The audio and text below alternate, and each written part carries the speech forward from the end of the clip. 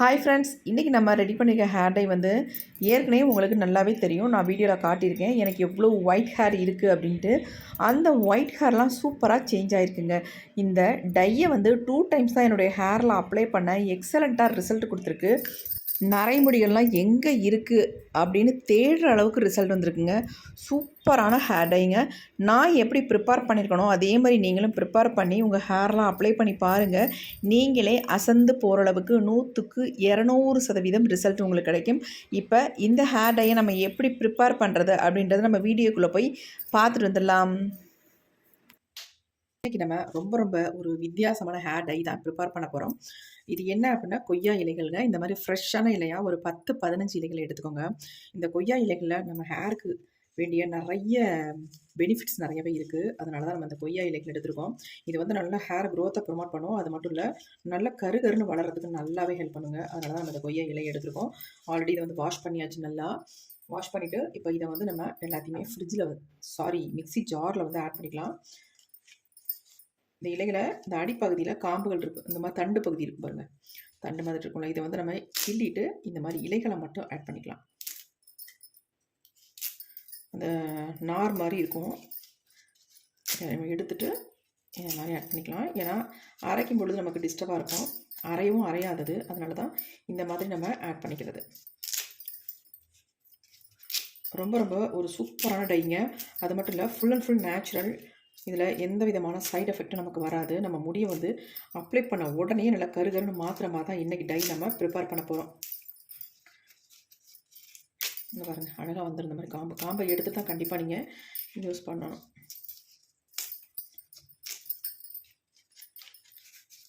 இந்த கொய்யா இலையை வந்து டெய்லியும் ஒரு 2 இலை அல்லது 3 இலை நம்ம தொடர்ந்து சாப்பிட்டுக்கிட்டு வந்தோம்னா சுகரோட அளவு குறையும் அப்படின்னு சொல்கிறாங்க. கண்டிப்பாக ட்ரை பண்ணி பாருங்கள்.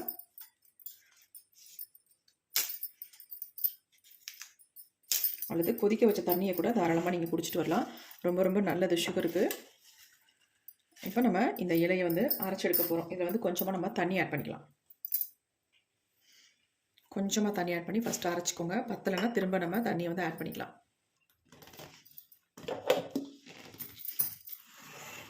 இப்போ நம்ம தண்ணி இல்லாமல் இந்தளவுக்கு நம்ம அரைச்சிக்கிட்டோம். இதில் வந்து இன்னொரு பொருளை நம்ம ஆட் பண்ண போகிறோம். அது என்னன்றதை நான் சொல்கிறேன்.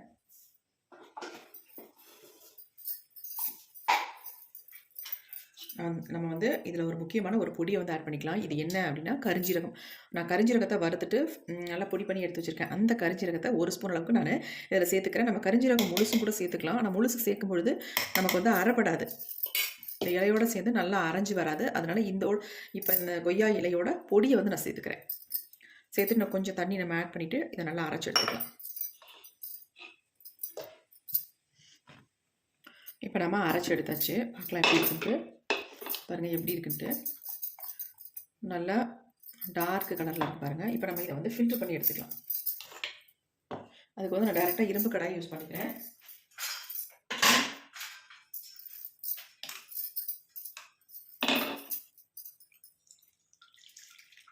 ஏன்னா அந்த இலையோட திப்பி இருக்கும், அதனால நம்ம இந்த மாதிரி ஃபில்டர் பண்ணிக்கலாம்.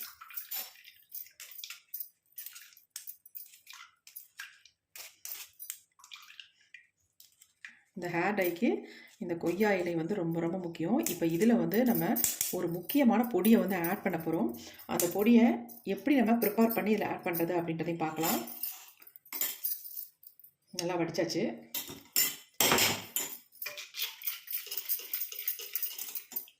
இப்போ பாருங்க, நல்லா கலர் வந்து எப்படி இருக்குன்ட்டு. இது அப்படியே இருக்கட்டும்.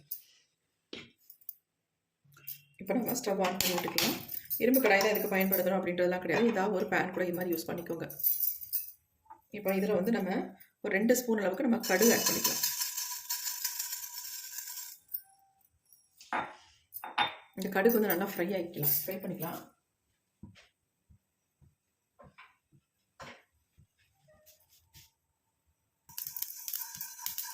இந்த கடுகு வந்து நல்லா நம்ம ஃப்ரை பண்ணிக்கணும். ஃப்ரை ஆனதுக்கு அப்புறமேட்டு இதில் வந்து இன்னும் ஒரே ஒரு பொருள் நம்ம ஆட் பண்ணிக்கலாம். அதுவும் நம்ம எந்த அளவுக்கு கடுகு சேர்த்தோமோ அதே அளவுக்கு அந்த பொருளையும் நம்ம சேர்த்துக்கலாம். இப்போ நம்ம சேர்க்க போகிறது வெந்தயம். அதே 2 ஸ்பூன் அளவுக்கு நான் வெந்தயத்தையும் ஆட் பண்ணிக்கிறேன். இப்போ இது ரெண்டையும் சேர்த்து நல்லா ஃப்ரை பண்ணிக்கலாம். இப்போ கடுகு எல்லாமே ஆல்ரெடி நல்லா ஃப்ரை ஆயிடுச்சு.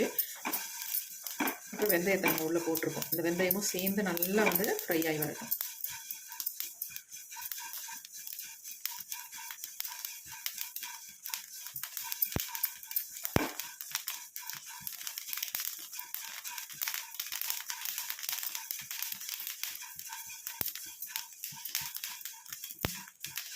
நல்ல இந்த கடுகோட கலர் வந்து நல்லா கருப்பாக மாறி வரணும். அது வரைக்கும் இதை வந்து ஃப்ரை பண்ணிக்கலாம். வெந்தயம் பாருங்கள் நல்லா சேஞ்ச் ஆகிடுச்சு. ரெண்டுமே தெரியக்கூடாது, அந்தளவுக்கு நம்ம இதை வந்து ஃப்ரை பண்ணிக்கணும்.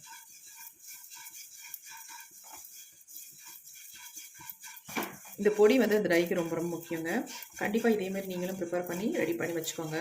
இந்த பொடியை வந்து ப்ரிப்பேர் பண்ணி வச்சுட்டிங்கன்னா எப்பப்போ நீங்கள் டை ப்ரிப்பேர் பண்ணுறீங்களோ அப்போ வந்து இதை நீங்கள் யூஸ் பண்ணிக்கலாம்.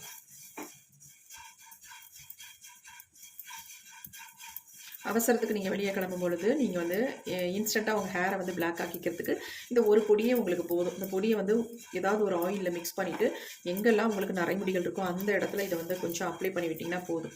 ஆனால் இந்த பொடியை வந்து நல்லா ஃப்ரை பண்ணிவிட்டு அரைச்சி சளிச்சு எடுத்து வச்சுக்கோங்க. அப்போ தான் உங்களுக்கு நல்லா வந்து யூஸ்ஃபுல்லாக இருக்கும்.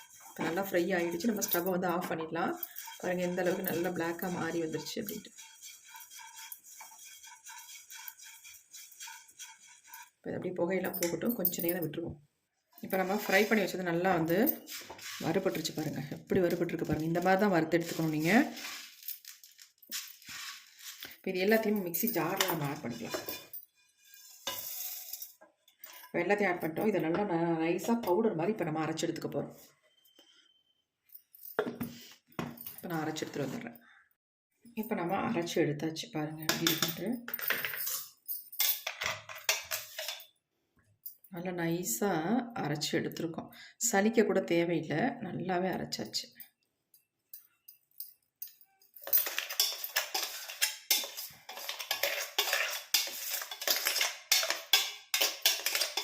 இப்போ அரைச்ச பொடி வந்து நம்ம எப்படியே வச்சுக்கலாம்.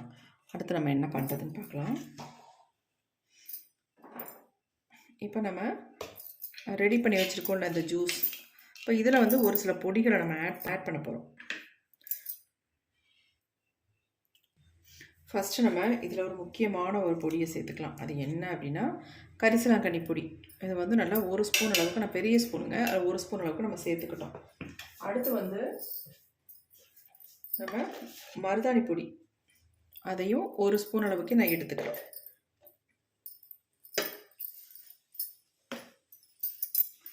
அடுத்து நம்ம அரைச்சி வச்சுருக்கோம்ல இந்த பொடி, அதாவது கடுகு வெந்தயம் சேர்த்து நம்ம அரைச்சி வச்சுருக்க இந்த பொடியை வந்து 1 ஸ்பூன் அளவுக்கு சேர்த்துக்கிறேன்.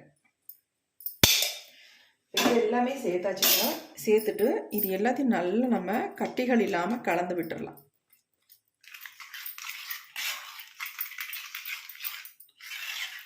இந்த ஜூஸ் ரெடி பண்ணுறது நீங்கள் அளவாக வந்து தண்ணி ஊற்றி அரைச்சி எடுத்துக்கோங்க. ரொம்ப லிக்விடாக இருந்தாலும் நமக்கு வந்து அப்ளை பண்ணும் பொழுது கஷ்டமாக இருக்கும். அதனால் கொஞ்சம் தண்ணி வந்து அளவாக நீங்கள் சேர்த்து எடுத்துக்கோங்க. இப்போ இது எல்லாமே கலந்தாச்சு. இது எல்லாமே கலந்தாலும் கூட நம்ம முடிக்கு நல்ல ஒரு கருமையை தரக்கூடிய ஒரு பொடியை வந்து இதில் வந்து சேர்க்க போகிறோம். அது வந்து ரொம்ப ரொம்ப முக்கியம். அதை சேர்த்திங்கன்னா தான் இந்த ஹேர் டை வந்து ஒரு முழுமை பெறும். அந்த அளவுக்கு நமக்கு சூப்பராக ரிசல்ட் தரக்கூடிய ஒரு பொடியை நம்ம சேர்க்க போகிறோம். இந்த பொடி வந்துங்க நமக்கு நாட்டு மருந்து கடையில் கண்டிப்பாக கிடைக்கும். இந்த பொடியோட பேர் வந்து கத்தா பவுடர். உங்களுக்கு பார்க்குறதுக்கு ஒரு ப்ரௌன் கலர் ஷேடில் இருக்கும். இந்த கத்தா பவுடர் வந்து நீங்கள் சேர்க்கறதுனால என்ன அப்படின்னா நல்லா வந்து முடிக்கு ஒரு கருமையை கொடுக்கும். நிறைய பார்லரில் இந்த கத்தா பவுடரை வந்து பயன்படுத்தி தான் ஹேர் டையே ப்ரிப்பேர் பண்ணி அவங்க அப்ளை பண்ணி விடுறாங்க. நிறைய பியூட்டி பார்லரில் நம்ம ஹேர் டை அப்ளை பண்ண போவோம். அவங்களுக்கெல்லாம் பார்த்தா நல்ல முடி வந்து கருகருன்னு இருக்கும். நம்ம என்ன தான் ப்ரிப்பேர் பண்ணி ஹேரில் அப்ளை பண்ணாலும் அந்தளவுக்கு நமக்கு நல்ல ஒரு கருமை கலர், அதாவது நல்ல ஒரு பிளாக் கலர் வந்து நமக்கு கிடைக்காது. இப்போ இந்த கத்தா பவுடரையும் சேர்த்ததுக்கு அப்புறமேட்டு நம்ம உடனே ஹேரில் அப்ளை பண்ணக்கூடாது. 5 மணி நேரத்துலேருந்து அது குறைஞ்சது ஒரு 8 மணி நேரமாவது நீங்கள் இதை மூடி போட்டு மூடி வச்சிடணும். அதுக்கப்புறமேட்டு தான் நம்ம ஹேரில் அப்ளை பண்ணணும். அப்ளை பண்ணும்பொழுது நம்ம முடியல எந்த அளவுக்கு இது வந்து பிடிக்குதுன்னு பாருங்கள். அதே மாதிரி இப்போ நல்ல ஒரு க்ரீன் கலரில் இருக்குது. நம்ம ஒரு 5 மணி நேரம் அல்லது 8 மணி நேரம் விட்டுட்டு இதை எடுத்து பார்க்கும் பொழுது இதனுடைய ஸ்ட்ரக்சர் எப்படி இருக்குது, கலர் எந்த அளவுக்கு சேஞ்ச் ஆகிருக்கு அப்படின்னு தான் பார்க்க போகிறோம். இப்போ நல்லா மிக்ஸ் பண்ணியாச்சு. இதை நல்லா ஒரு தட்டு போட்டு நம்ம மூடி வச்சிடலாம். நம்ம இப்போயே பாருங்கள், கத்தா பவுடர் சேர்க்கறதுக்கு முன்னாடி எப்படி இருந்துச்சு, சேர்த்ததுக்கு அப்புறமேட்டு எப்படி இருக்குன்னு பாருங்கள். இப்போ நம்ம நல்லா ஒரு மூடியை போட்டு மூடி வச்சிடலாம். நான் வந்து குறைஞ்சது ஒரு 8 மணி நேரமாவது இதை வச்சுருந்துட்டு அதுக்கப்புறமேட்டு எடுத்து பார்க்க போகிறேன். இது அப்படியே இருக்கட்டுங்க. இப்போ நம்ம எடுத்து பார்க்கலாம். குறைஞ்சது ஒரு 8 மணி நேரத்துக்கு மேலே ஆயிடுச்சுங்க. நம்ம ஓப்பன் பண்ணி பார்க்கலாம் நமக்கு எந்த அளவுக்கு சேஞ்ச் ஆகி வந்திருக்கு அப்படின்ட்டு. பாருங்கள் எப்படி இருக்குன்ட்டு. எவ்வளோ சூப்பராக டை வந்திருக்கு பாருங்கள்.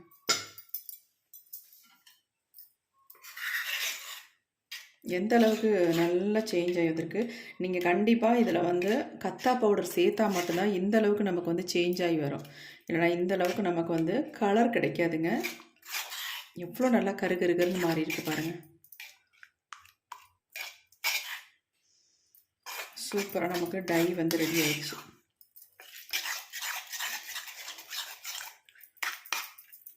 அப்படியே ஒரு சின்ன பவுலுக்கு நான் சேஞ்ச் பண்ணிக்கிறேன். இதை அப்படியே நான் பவுலுக்கு ட்ரான்ஸ்ஃபர் பண்ணிடுறேன்.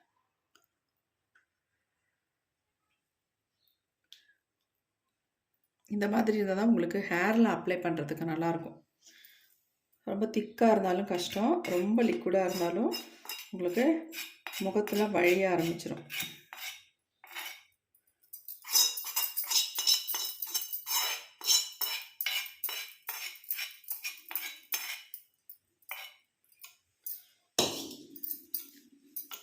எப்படி இருக்குது பாருங்கள். இந்த கொய்யா இலையை பயன்படுத்தி இந்த டை வந்து நீங்கள் ப்ரிப்பேர் பண்ணும்பொழுது நமக்கு இந்த மாதிரி சூப்பரான ஒரு டையாக கிடைக்கும். கண்டிப்பாக ட்ரை பண்ணி பாருங்கள். எக்ஸலண்ட்டான ரிசல்ட் கிடைக்கும். நம்மளுடைய ஹேருக்கு ரொம்ப ரொம்ப நல்லது இந்த ஹேர் டை. இதை ரெகுலராக நீங்கள் அப்ளை பண்ணிட்டு வரும்பொழுது நல்லா வந்து உங்கள் முடியை பிளாக்காக சேஞ்ச் ஆக்கி கொடுக்கும். பாருங்கள் எப்படி இருக்குது, நல்ல ஸ்மூத்தாக சாஃப்டாக இருக்குது.